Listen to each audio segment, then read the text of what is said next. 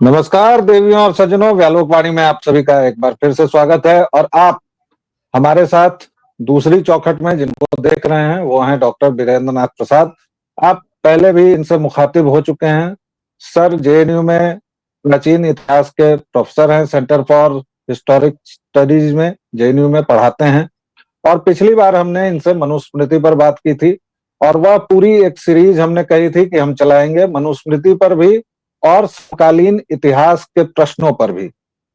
इतिहास के उन प्रश्नों में एक प्रश्न नालंदा का भी है, जिसके बारे में कुछ इतिहासकारों ने यह कहा है कि नालंदा को तो ब्राह्मणों ने ही जला दिया था, बौद्धों से विद्वेष में आकर। कुछ ने बख्तियार खिलजी को बचाने की कोशिश की और कुछ ने उस पूरे मामले पर इस तरह घालमेल किया कि आज वह विवादित मुद्दा कहा जाने लगा।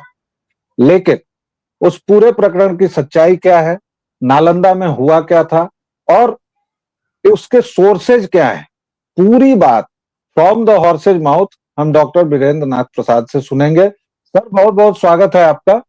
धन्यवाद व्यालोक जी। नालंदा विश्वविद्यालय, जिसके बारे में कई सारी कहानियां हैं, लेकिन आज हम उसको इतिहास के नजरिए से समझना चाहेंगे। कहानियां ये हैं कि नालंदा का विश्वविद्यालय जब जला तो पूरे 6 महीने तक जला। आमतौर पर यह धारणा है कि बख्तियार खिलजी ने उसे जलाया था लूटपाट के दौरान और वहां हत्याएं की थी। लेकिन आप ही की बिरादरी के कुछ लोगों ने, मैं उनका नाम नहीं लूंगा जानबूझकर क्योंकि उनका नाम लेना कोई बड़ी बात नहीं है, आप ही की बिरादरी के कुछ लोगों ने उसके लिए कहा कि वो ब्राह्मण धर्म और बौद्ध धर्म। अब ये ब्राह्मण धर्म क्या होता है मुझे नहीं पता, शायद सनातन धर्म को वो लोग कैटेगराइज करके डेमोनाइज करना चाह रहे थे। तो उनका कहना है कि ब्राह्मणों ने नालंदा में आग लगा दी थी। कुछ ऐसी भी कहानियां हैं कि किसी ने थूक दिया था या क्या भी। एक इतिहासकार के नजरिए से, खासतौर से प्राचीन इतिहास के आप अध्येता रहे हैं, आपका विशद अध्ययन रहा है, कई सारी किताबें आपने लिखी हैं, आप एक जाने माने नाम हैं। क्या है नालंदा का पूरा सच, हमारे दर्शकों श्रोताओं को बताइए। देखिए व्यालोक जी, आपके सवाल का उत्तर देने के लिए हमें थोड़ा, हम केवल नालंदा के पॉइंट से इसको स्टडी नहीं कर सकते। हमें दो मुख्य प्रश्न, दो मुख्य इशू हमें विचार करने होंगे। पहला जो प्रश्न है ये कि बौद्ध धर्म और इस्लाम का संबंध, दोनों के बीच में पैटर्न ऑफ इंटरैक्शन क्या था। और दूसरा उससे बिगर इश्यू है कि बौद्ध धर्म और ब्राह्मणों में क्या संबंध था।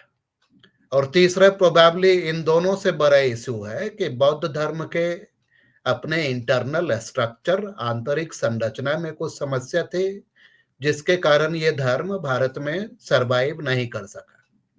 तीसरा क्वेश्चन मुझे लगता है सबसे महत्वपूर्ण है। विश्व का इतिहास अनेक ऐसे उदाहरणों से भरा हुआ है कि किसी अनेक धर्मों पे भयानक अत्याचार हुए। यहूदियों का एग्जाम्पल सबसे अभी आप देख सकते हैं, या इवन हिंदू धर्म का मेडिएवल पीरियड में क्या हुआ, अधिक बताने की जरूरत नहीं है। तो अनेक धर्मों ने के ऊपर बहुत भयानक अत्याचार हुए, लेकिन वो सरवाइव किए और अभी फल फूल रहे। तो ये प्रश्न हमें, यह हमारे बैकग्राउंड में रहेगा कि क्या बौद्ध धर्म के इंटरनल स्ट्रक्चर में, आंतरिक संरचना में कुछ संरचनात्मक समस्याएं थी, जिसके कारण इसका भारत में लोप हुआ। नालंदा एक बहाना है, या नालंदा जस्ट एक सिंबल हो सकता है।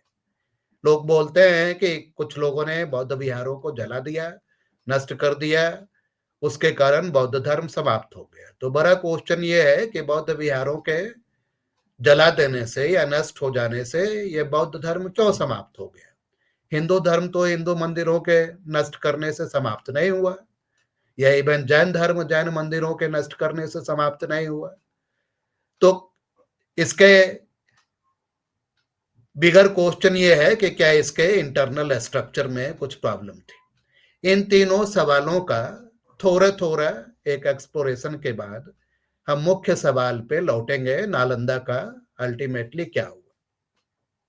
तो पहला इशू जो हम देखते हैं, जो हमें विचार करना चाहिए, बौद्ध धर्म और इस्लाम का पैटर्न ऑफ इंटरैक्शन क्या रहा है। यदि मैं कुछ ब्रीफ सिमिलैरिटी दोनों के बीच में यदि मैं बताऊं, तो दोनों वर्ल्ड रिलीजन थे। वर्ल्ड रिलीजन हिस्टोरियंस इस सेंस में यूज करते हैं कि जिसका फैलाव किसी खास देश तक, किसी खास लिमिटेड ज्योग्राफिकल एरिया तक सीमित ना हो। तो बौद्ध धर्म इस अर्थ में एक वर्ल्ड रिलीजन था। हिंदू धर्म भी था, पूरा साउथ ईस्ट एशिया में इसका इम्प्रेसिव एक्सपांसन हुआ था। लेकिन यहाँ हम बौद्ध धर्म के बारे में बात करेंगे। तो बौद्ध धर्म एक वर्ल्ड रिलीजन था from the very beginning. From the very beginning इसके अंदर, इसके बौद्ध भिक्षुओं के अंदर धर्म प्रसार की भावना बहुत प्रबल थी। बुद्ध ने ही बोला चरै बैती, दो भिक्षु एक दिशा में नहीं जाएंगे, अलग अलग दिशाओं में जाओ, अलग अलग जगह धर्म का प्रचार करो, बहुजन हिताय बहुजन सुखाय के लिए अलग अलग स्थानों पे धर्म का प्रसार करो। तो बौद्ध धर्म में ये फीलिंग कि हमें अपना धर्म दूसरे देशांतरों में फैलाना है, ये बहुत प्रारंभ से बहुत ही एम्फैटिक रूप में विद्यमान था। अब भारत के पश्चिम में, और भारत से मेरा तात्पर्य 1947 के पूर्व का भारत है, तो मान सकते हैं कि पूरा का पूरा सिल्क रूट अभी के पाकिस्तान, गांधार से होते हुए, अफगानिस्तान से होते हुए आप सेंट्रल एशिया की ओर मुड़ेंगे और चीन की ओर जाएंगे, तो ये पूरा क्षेत्र सिंध, मकरान से लेके पाकिस्तानी पंजाब या गांधार या अफगानिस्तान या उसके उत्तर आपके जितने तजाकिस्तान वगैरह हैं, वो सभी, तुर्कमेनिस्तान और ये सभी पूरे सिल्क रूट के अलॉन्ग बीजिंग तक, या उसके पूरब आप बोल सकते हैं जापान तक। तो यहाँ बौद्ध धर्म का, पर्टिकुलरली इसके महायान शाखा का बहुत इम्प्रेसिव प्रसार हुआ। अब आप ये देखेंगे कि इस्लाम भी इस अर्थों में एक्सपांशनिस्ट रिलीजन था। प्रारंभ से उसके एक्सपांशन का मोड दूसरा था, लेकिन एक्सपांशनिस्ट रिलीजन था। उनके मन में भी नए नए क्षेत्रों को जीतकर उसको इस्लाम के झंडे के तले लाना है, इसका बहुत एम्फैटिक एक एटीट्यूड था इस संबंध में। अब आप देखेंगे कि भारतीय पंजाब के, अभी भारतीय पंजाब का पश्चिम का जो पूरा क्षेत्र है, ये इस्लाम के उदय के साथ ही ये प्राइमरी एरिना था जहां बौद्ध धर्म और इस्लाम का बहुत ही कॉम्प्लेक्स इंटरैक्शन, जिसमें मुख्य रूप से आप बोल सकते हैं कि एक वायोलेंट इंटरैक्शन भी आप बोल सकते हैं, इस क्षेत्र में इस्लाम और बौद्ध धर्म का इस टाइप का इंटरैक्शन रहा है। आप देख लेंगे कि अभी के जो मुख्य भारतीय सब कॉन्टिनेंट में जो मुख्य इस्लामिक क्षेत्र है, जैसे मान लीजिए गांधार या सिंध या मकरान या अफगानिस्तान, ये सभी बौद्ध धर्म के, महायान बौद्ध धर्म के प्रमुख केंद्र थे। और इस क्षेत्र में बौद्ध धर्म को डिस्ट्रॉय करने के बाद ही बौद्ध धर्म की कीमत पे ही इस्लाम का एक्सपांशन हुआ। अब आप जानते हैं कि अरबिक या फारसी में मूर्ति पूजा के लिए जो शब्द है, मूर्ति के लिए जो शब्द है बुत,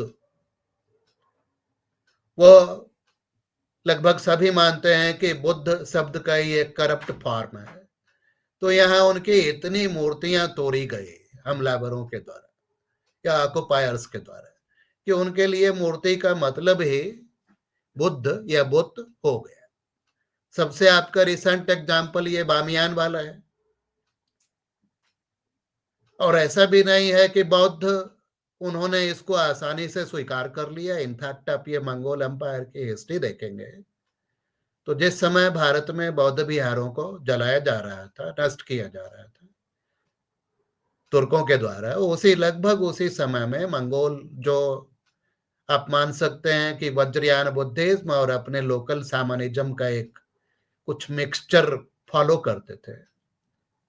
तो जिस समय भारत में ये तुर्क इन्वेडर्स बौद्ध विहारों को नष्ट कर रहे थे, उसी समय मंगोल भारत के बाहर ईरान में वो मस्जिदों को नष्ट करके उनके स्थान पे बौद्ध विहार बनवा रहे थे।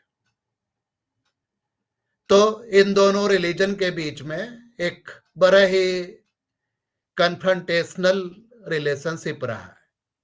यह चीज हमें बैकग्राउंड में रखने की आवश्यकता है कि जिस समय 1200 या उसके आसपास भारत में जो कुछ भी हो रहा था गंगा घाटी में, तो हमें यह भी देखने की जरूरत है कि भारत के बियॉन्ड अफगानिस्तान या ईरान या सेंट्रल एशिया, उन सब स्थानों पे बौद्ध धर्म और इस्लाम आपस में कैसे इंटरैक्ट कर रहे थे।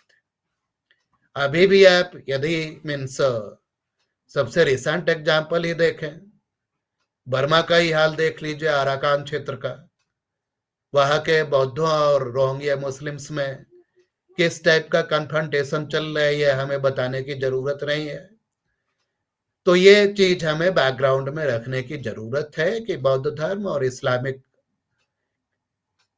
इस्लाम के बीच में एक बड़ा ही वायोलेंट सा रिलेशनशिप रहा है,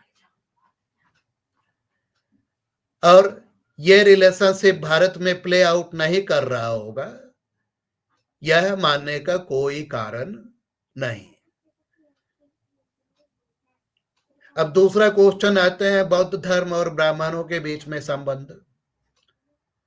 अब हमें यहाँ एक बिगर क्वेश्चन को देखने की जरूरत है कि क्या इंडिक रिलीजन्स जितने थे, भारत में जन्मे जितने धर्म थे, चाहे वो बौद्ध धर्म हो या जैन धर्म हो या आजीवक हो या ब्राह्मणों का के द्वारा प्रतिपादित मत हो, ना कम से कम बौद्धों और ब्राह्मणों के बीच में या इन सभी धर्मों के बीच में हम ये कह सकते हैं कि ये लगभग एक ही मिट्टी की उपज है। एक ही समाज से ये सभी पैट्रोनेज ड्रॉ करने की कोशिश कर रहे थे। तो उनमें राइवलरी थी, ऑफ कोर्स, सभी ऑर्गेनाइज्ड रिलीजन्स के बीच में राइवलरी होती है, तो वो मटेरियल रिसोर्सेज के लिए थी। सबों को राज्याश्रय चाहिए था, समाज के बिगर सेक्शन का पैट्रोनेज चाहिए था। लेकिन मुख्य प्रश्न यह उठता है कि क्या इनके बेसिक फिलॉसफिकल एटीट्यूड में कोई ऐसा बात था कि जो इन्हें वायोलेंट कन्फ्रंटेशन के लिए हमेशा रेडी रखता हो।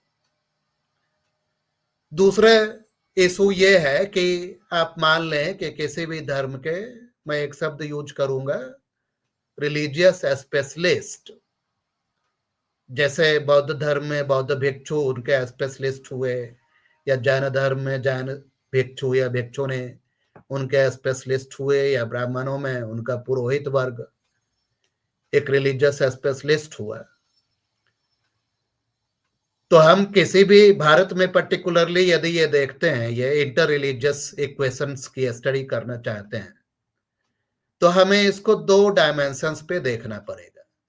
पहला डायमेंशन ये है कि रिलीजियस एलिट्स के बीच में कैसा इंटरैक्शन था, और दूसरा सबसे महत्वपूर्ण कौन कि सामान्य जनता, उसने इन इंटरैक्शंस को कैसे परसीव किया। जैसे आप देखेंगे कि मेडिएवल यूरोप में कैथोलिक पॉपुलेशन प्रोटेस्टेंट पॉपुलेशन लड़ती रहती थी, या मेडिएवल यूरोप में ही पूरे यूरोपियन या पूरे मिडिल ईस्ट के इस्लामिक पावर्स क्रूसेड में आ रहे हैं, उनके मन में धार्मिक आइडेंटिटी बहुत स्पष्ट है, वो मुस्लिम से लड़ रहे हैं जेरूसलम या उसकी मुक्ति के लिए। तो हमें यह भी देखना पड़ेगा कि क्या भारत में जन सामान्य के लेवल पे उस टाइप की एक एम्फैटिक रिलीजियस आइडेंटिटी थी, दिस और दैट वाली आइडेंटिटी कि हम बौद्ध ही हैं, हम हिंदू नहीं हैं, या हम हिंदू हैं तो हम बौद्ध नहीं हो सकते, या हम जैन हैं तो बौद्धों के प्रति श्रद्धा नहीं रख सकते। इन सारे चीजों को हमें कंसिडर करने की आवश्यकता है। अब मैं यहां से मुख्य बिंदु पे आता हूं। बौद्धों और ब्राह्मणों के बीच के संबंध में जो सबसे फंडामेंटल जो चीज हमें ध्यान में रखनी चाहिए कि बौद्ध भिक्षुओं ने अपने बौद्ध विहारों के भीतर उनका आचार व्यवहार कैसा हो, इस पे इन्होंने बहुत सारी चीजें लिखी। पूरा विनय पिटक, बौद्ध भिक्षुओं का विनय या उनका कंडक्ट डिसिप्लिन क्या हो, इस पे बड़ी बड़ी चीजें लिखी गई है।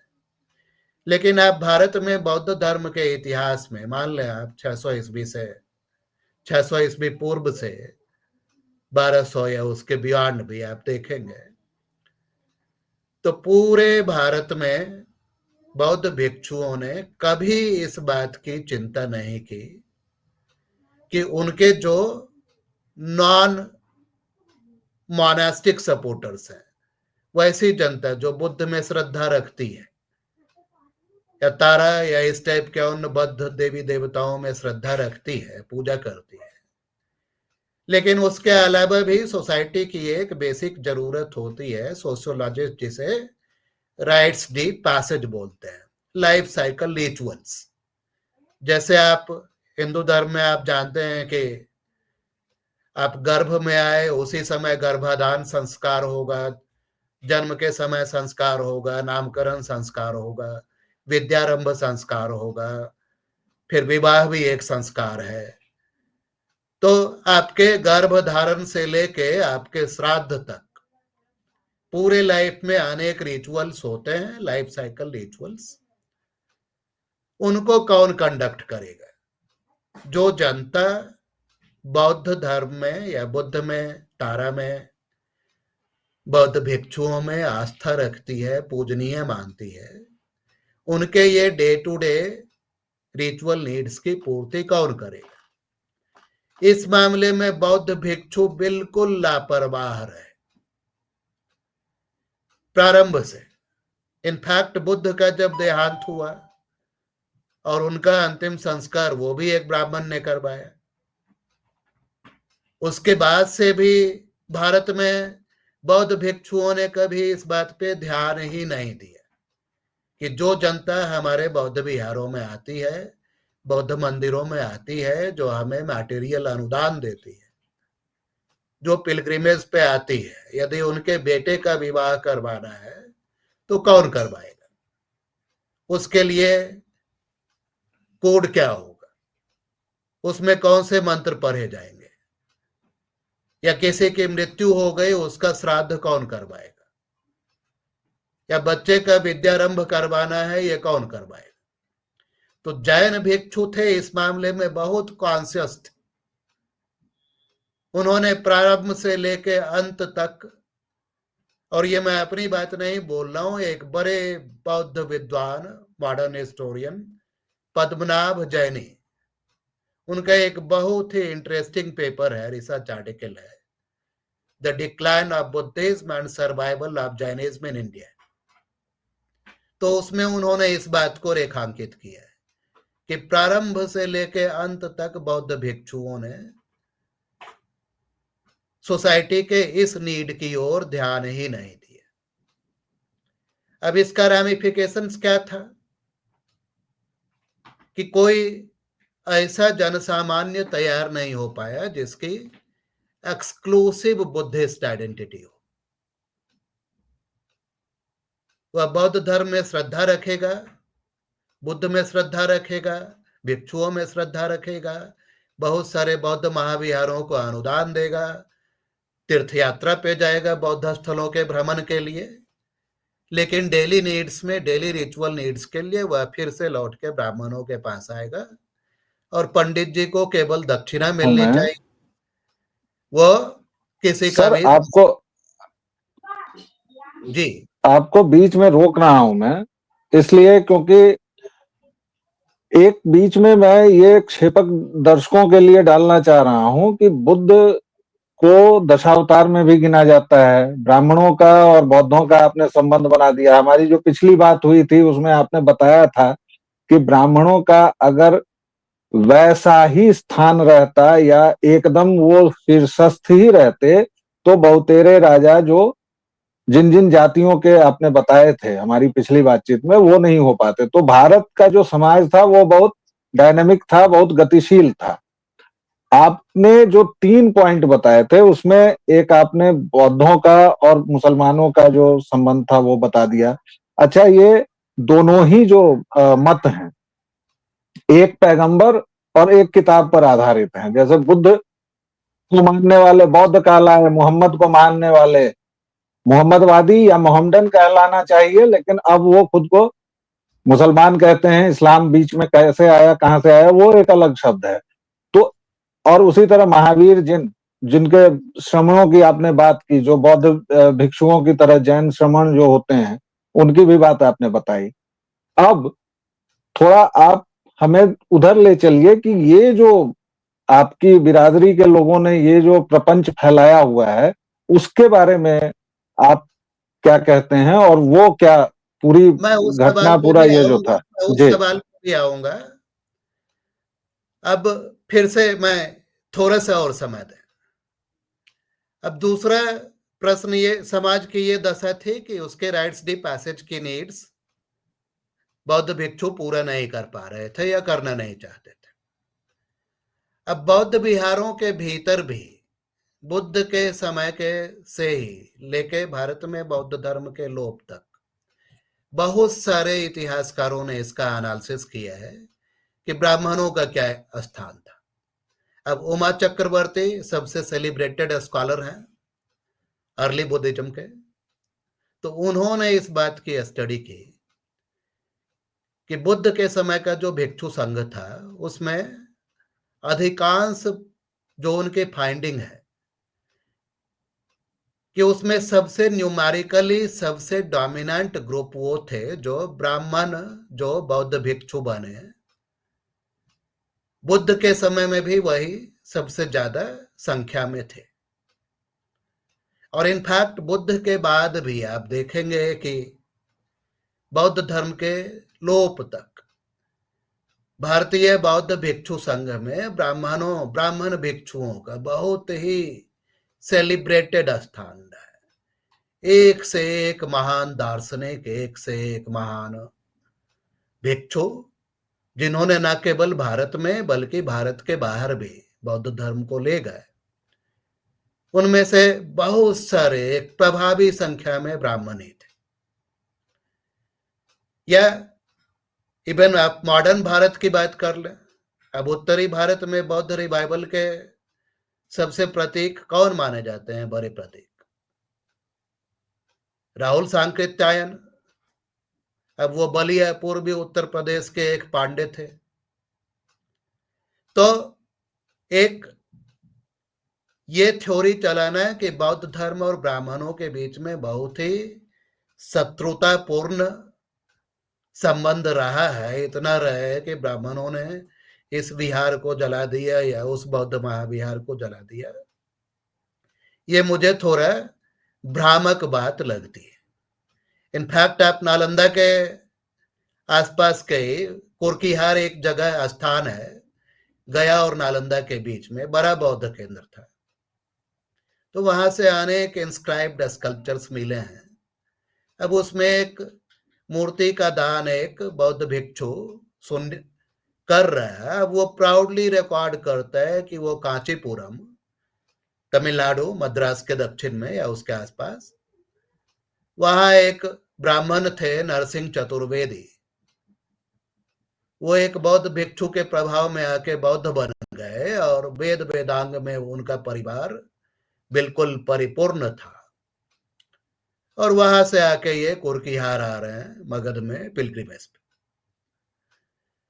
तो इस टाइप के आपको सैकड़ों एग्जाम्पल मिलते हैं। तो ये क्वेश्चन की ब्राह्मणों ने जला दिया, ये मुझे भ्रामक लगती है। अब मुख्य बात पे आते हैं, अब नालंदा पे आते हैं। अब आप देखेंगे इसका फाउंडर कौन था। नालंदा महाविहार की स्थापना एक गुप्त वंश के राजा ने करवाई। गुप्त वंशी राजा कौन थे? वो वैष्णव थे।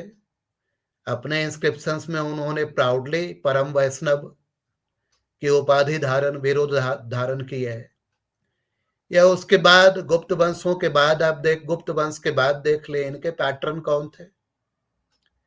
इनके पैटर्न केवल बौद्ध राजा ही नहीं थे। अब नालंदा से प्राप्त अभिलेखों का ही आप अध्ययन करें तो आपको भास्कर वर्मन असम के प्रागज्योतिष के राजा, वो नहीं बौद्ध थे। या इवन आपको मथुरा एरिया से आए हुए एक भासिब नाम के एक लोकल राजा साहब थे, उन्होंने इसको पैट्रोनाइज किया। अब नालंदा के इंस्क्रिप्शंस का ही आप यदि एनालिसिस करें, अब मैं यहाँ पे एक पर्टिकुलर टाइप ऑफ इंस्क्रिप्शंस की आपको मैं बात करना चाहूंगा। नालंदा महाविहार आप जानते हैं कि वहां हजारों भिक्षु रहते थे। इतने बड़े बौद्ध विहार को चलाने के लिए धन की आवश्यकता है।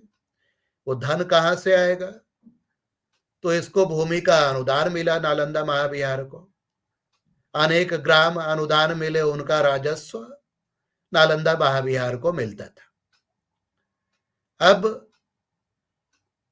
उन ग्रामों के, उन गांवों की अपनी पंचायत जैसी बॉडी थी। वो अपना ऑफिशियल करेस्पॉन्डेंस नालंदा महाविहार से करते थे। तो इन गांवों का भी अपना सील, स्टाम्प, मुहर जिसे बोलते हैं, वो थे जिसके साथ ऑफिशियल करेस्पॉन्डेंस भेजा जाता था। अब नालंदा महाविहार से अनेक ग्रामों की मुहरें प्राप्त हुई। ऐसे ग्राम जो नालंदा को ऑफिशियली मिले थे और जिनके रेवेन्यू पे ये महाविहार सरवाइव कर रहा था। ना उन मुहरों पे कुछ प्रतीक चिन्हों का डिपिक्शन, जैसे भारत का अभी आप भारत सरकार की मुहर पे आपको 3 सिंह देखते हैं, तो ऐसे अनेक गांव थे, उनकी अपनी मुहर थी। मुहर पे कुछ प्रतीक चिन्ह था। एक हो साहब के Nalanda and it's epigraphic material, ये उनकी पुस्तक है। अब इस चीज का उन्होंने एनालिसिस किया, मैंने भी उसका थोड़ा एनालिसिस लिखा। अब ये पाया गया है कि जितने ग्राम की मुहर मिली है, जितने ग्रामों के, उनमें बौद्ध प्रतीक, स्तूप या बुद्ध के प्रतिमा का अंकन या तारा देवी की प्रतिमा का अंकन बहुत रेयर है। इनफैक्ट अधिकांश गांवों में, गांव की मुहरों पे हिंदू देवी देवताओं का अंकन है। और उन हिंदू देवी देवताओं में भी सबसे ज्यादा दुर्गा देवी की प्रतिमा का अंकन उन ग्राम समाज की मुहरों पे। अब ये माना जा सकता है कि ये जिन देवी या देवता का अंकन है, उस गांव में वो धर्म, उन देवी देवता की पूजा अधिक होती थी। तो सबसे ज्यादा दुर्गा देवी की प्रतिमा का अंकन। शिव, विष्णु, ये सभी भी मिलते हैं, लेकिन दुर्गा मैया मुख्य रूप से। इस टाइप के गांवों से नालंदा महाविहार को रेवेन्यू आ रहा था। इसका दूसरा पक्ष लेते हैं। नालंदा महाविहार के 10 किलोमीटर के रेडियस में मैं सर्वे कर रहा था। मुख्य रूप से जानने की मेरी यह इच्छा थी कि नालंदा जिस लैंडस्केप में स्थित था, वहां किस टाइप का धार्मिक सिचुएशन प्रिवेल कर रहा था।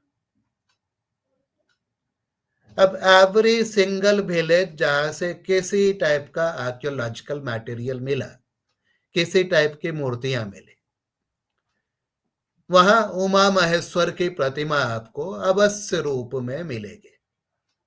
मैं ये देख के दंग रह गया। उमा महेश्वर दर्शक नहीं जानते होंगे, अब इस फॉर्म में शिव जी की पूजा भी नहीं होती, लेकिन ये शिव जी के आदर्श प्रणयी पति की अवस्था का अंकन है। शिव जी बैठे हुए हैं, उनके बाएं जंघा पे पार्वती मैया बैठी हुई है। शिव जी अपने बाएं हाथ से उनका ये पोर्शन उठाए हुए हैं और बिल्कुल मनुहार की मुद्रा में। तो ये दाम्पत्य प्रेम का मुझे ये बड़ा अच्छा चित्रण लगता है। अब पता नहीं हमारे धर्म से शिव जी की ये प्रतिमाएं क्यों लुप्त हो गई। यदि फिर से आए तो मुझे और अच्छा लगेगा। लेकिन जो फीलिंग मेरे मन में आई कि नालंदा के बौद्ध भिक्षु वो सन्यास, शून्यवाद, निर्वाण, थ्योरेटिकली इन सबों की बातें कर रहे हैं बौद्ध विहार के भीतर, और उसके चारों ओर का जो क्षेत्र है वो शिव जी के दाम्पत्य प्रेम से बिल्कुल ओतप्रोत है। अब इस टाइप के लैंडस्केप में नालंदा महाविहार फंक्शन कर रहा था। अब यहां इंटर रिलीजियस इक्वेशंस क्या होगा आप समझ सकते हैं। पूरे बिहार बंगाल क्षेत्र की मैंने मैपिंग की, स्कल्पचर्स को मैप पे प्लॉट किया किस क्षेत्र में किनकी पूजा ज्यादा हो रही। ना एक पैटर्न आपको देखने में मिलेगा कि बड़े बड़े जो मॉन्यूमेंटल रिमेन्स हैं, बौद्ध महाविहार बड़े विशाल बड़े भव्य होते थे, लेकिन उसकी तुलना में जो हिंदू मंदिर वो छोटे छोटे आपको रोड साइड श्राइन्स मिलेंगे, लेकिन ग्राउंड में उनकी प्रेजेंस ज्यादा डिफ्यूज्ड है। उस टाइप के आपको इंप्रेसिव बौद्ध विहारों जैसे बड़े मंदिर नहीं मिलेंगे, लेकिन छोटे छोटे मंदिर पूरे ग्राउंड में, पूरे लैंडस्केप में परमिएटेड है। तो ऑब्वियसली बिहार बंगाल के क्षेत्र में भी पाल राजाओं के अंदर भी बौद्ध धर्म जो था वो एक माइनॉरिटी रिलीजन था। ब्राह्मणों का ज्यादा प्रभाव था, हिंदू धर्म का ज्यादा प्रभाव था, और इस बात को पाल राजाओं ने भी अच्छे से पहचाना। अब उन्हें राज्य करना है, अपने राजकीय ताम्रपत्रों में वो प्राउडली अपने आप को परम सौगत सुगत, आप जानते हैं बुद्ध की उपाधि है, तो परम सौगत, बुद्ध के परम अनुयायी, ये प्राउडली उन्होंने प्रोक्लेम किया। लेकिन उनके कॉपर प्लेट्स का ही आप एनालिसिस करें तो लगभग 75% कॉपर प्लेट ब्राह्मणों के फेवर में ही उन्होंने इश्यू की। ऐसे भी एग्जाम्पल हैं कि किसी ब्राह्मण ने किसी पाल राजा की रानी को महाभारत की कहानी सुनाई, तो खुश होके पाल राजा ने उनको एक गांव का अनुदान दे दिया उस ब्राह्मण को। तो और ये भी कोई एक्सेप्शन नहीं था। आप जानते हैं अशोक के समय से ही अशोक भी अपने अभिलेखों में ये लगातार कहते रहे कि ब्राह्मणों और श्रमणों की का इक्वल रेस्पेक्ट करो। तो ये जो हम एक मॉडर्न कंस्ट्रक्ट बनाते हैं कि ब्राह्मणों में और बौद्धों में कोई बहुत भयानक लेवल का झगड़ा था, इस लेवल का झगड़ा था कि ब्राह्मणों ने उसको नालंदा महाविहार या उसको जला के नष्ट कर दिया, ये भी थोड़ी भ्रामक चीज है। इनफैक्ट आप नालंदा का ही एग्जाम्पल लें तो आपको बड़ा इंटरेस्टिंग पैटर्न मिलेगा। मैं 6-7 सेंचुरी एडी से ही ऑनवर्ड की बात करता हूं। अब ये नालंदा टेम्पल साइट 3 है। अभी जो आप गूगल करेंगे नालंदा महाविहार का तो आपको जो सबसे ऊंची इमारत आपको दिखेगी, लोग बोलते हैं कि वो लाइब्रेरी है या ये है वो है, लेकिन वो एक धार्मिक प्लेस था, और उसके ऊपर में आपको कुछ मंदिर के अवशेष मिले हैं। अभी भी यह स्पष्ट नहीं है कि वो स्तूप था या मंदिर था, बौद्ध मंदिर ऑफ कोर्स, लेकिन इतिहासकार आर्कियोलॉजिस्ट इसको नालंदा टेम्पल साइट 3 बोलते हैं। ना यदि आप इसी की आइकॉनोग्राफी देखें, लेट 7 सेंचुरी एडी में,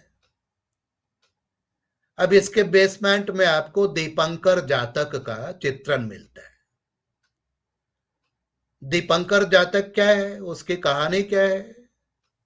अब बौद्ध ये मानते हैं कि शाक्य मुनि बुद्ध के पहले भी अनेक बुद्ध हो चुके हैं। तो एक ऐसे ही बुद्ध थे दीपंकर, अब दीपंकर जातक में कथा ये है कि एक बार दीपंकर एक कीचड़ से भरे रास्ते से जा रहे थे और उनका एक ब्राह्मण डिभोटी था और इस ब्राह्मण डिभोटी को बड़ी चिंता हुई कि दीपंकर इस कीचड़ वाले रास्ते पे जाएंगे तो उनके पैर गंदे होंगे। जी तो इस ब्राह्मण डिभोटी ने अपने सिर की जटा ऐसे जमीन पे रख दी जी कि उससे होके जाएंगे, मेरी जटाओं पे पैर रख के जाएंगे जिससे कि उनका पैर गंदा ना हो। अब दीपंकर इस बात से बड़े प्रसन्न हुए और प्रसन्न होकर उन्होंने वरदान दिया कि इस ब्राह्मण का जन्म ही शाक्य मुनि बुद्ध के रूप में होगा।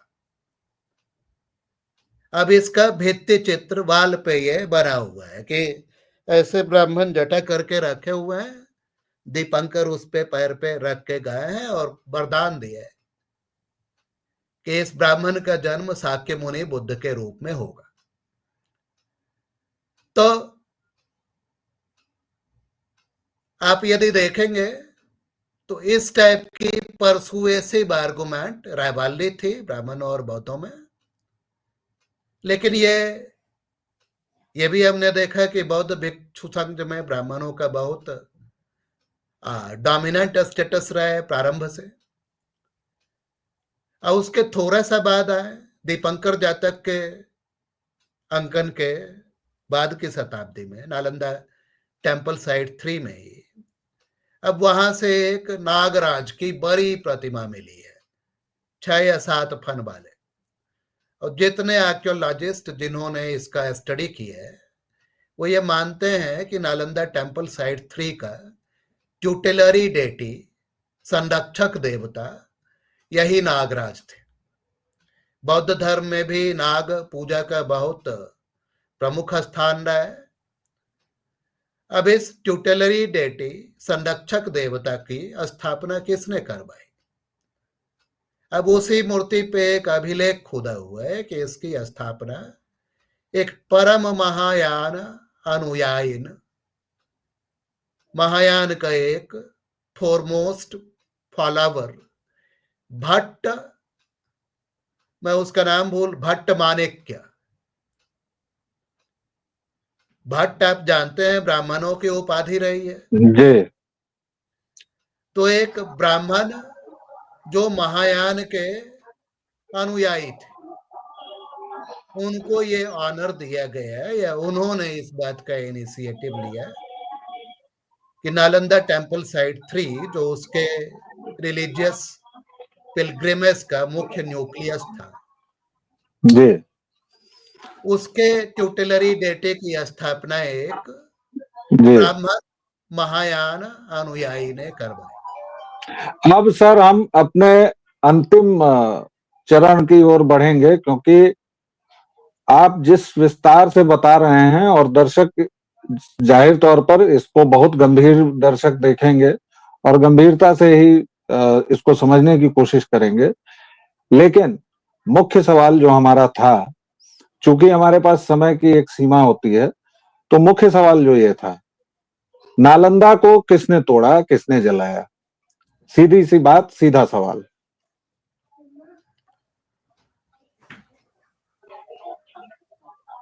देखिए ये डी.एन. झा वगैरह की जो थ्योरी है कि ब्राह्मणों ने इसको जलाया है ये अत्यंत भ्रामक है। जिस मटेरियल का उन्होंने उदाहरण जिस पे उन्होंने बेस किया है कुछ तिब्बतन अकाउंट्स वो 17वीं या 18वीं शताब्दी में लिखे गए। नालंदा यदि 1200 ईस्वी के आसपास आप माने कि ऐसा हो रहा था तो उसके 600 साल बाद तिब्बत में बैठ के कुछ लिखा गया। वहां के बौद्ध भिक्षुओं को लामाओं को उस समय नालंदा की कितनी मेमोरी रही होगी ये कोई नहीं जानता। उन्होंने नालंदा के डी.एन. झा साहब ने नालंदा के जितने कंटेम्पोररी सोर्स थे उसको टोटली इग्नोर किया।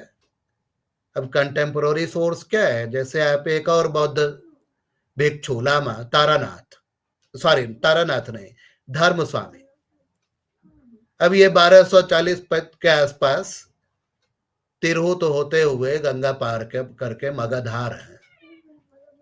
आप उनके ही अकाउंट पर लीजिए।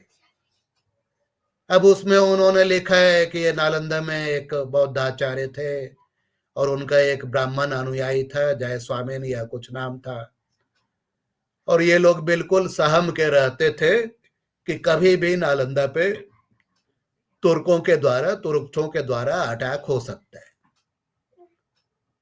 उसके जस्ट उत्तर में उदंतपुरी, उसका तो रिकॉर्डेड प्रमाण है कि तुर्क ने ही जलाया, या थोड़ा और पूर्व चले जाए विक्रमशिला।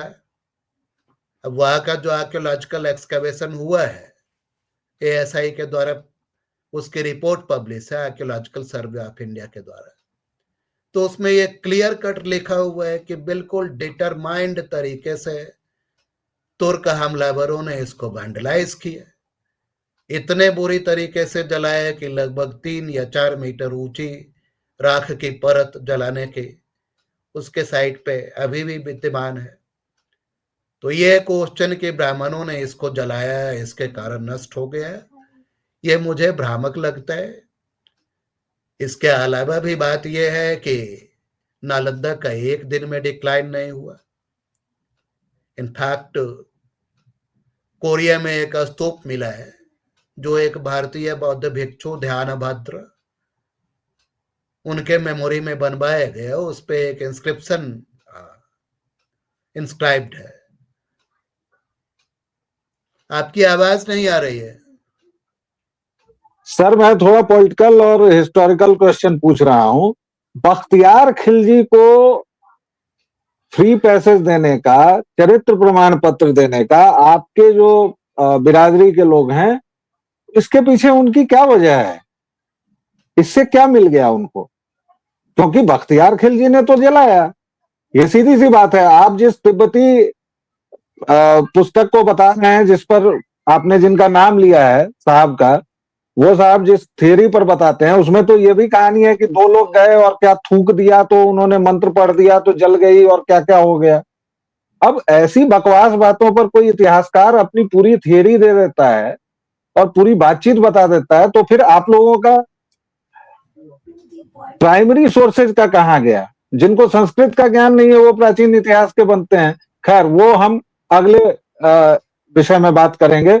आप सर कंक्लूडिंग रिमार्क्स दीजिए नालंदा के ऊपर, इस और दर्शकों श्रोताओं हम आपको बताएं कि देखिए, अभी बात करते करते 45 मिनट हो गए हैं, लेकिन लगा कि जैसे अभी हमने बात ही शुरू की है।